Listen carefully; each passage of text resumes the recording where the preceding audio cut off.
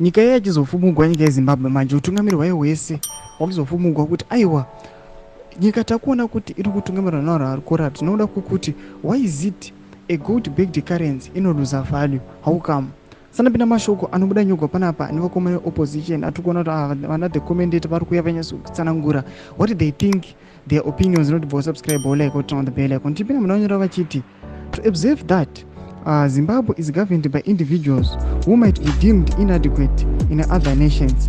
One only needs to hear them attempt to justify reasons for the devaluation of Zimbabwe's gold-backed currency since its inception. Political appointments have debilitated the economy and persist in obstructing its recovery.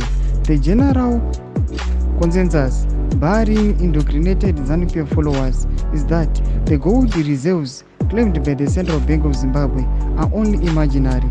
This belief stems from the perception that the nation's mineral resources are controlled by politically linked criminal networks which are actively involved in smuggling and externalizing assets.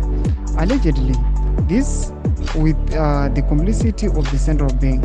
Ndomashikaruka panapa vachiti aiwa mutungamiri wemunyika yeZimbabwe vamwe vakati aiwa uri right, but when tikambobuda tikapinda mune dzimwe nyika unoonekwa kuti aiwa Zimbabwe inotungamirwa nevatungamiri vari incompetent, vatungamiri vari corrupt. Nokuda kwokuti tikuona kuti a gold backed currency chaiyo aiwa inodevaluata. Tinoona kuti inokontrolewa nevanhu vanoinvolva mugold smuggling, inokontrolewa nevanhu vanoonekwa kuti maproperties avo anongomuka todzinengatwa nemaproperties, but kana pakarwa in audit zvinoonekwa kuti this was not viable.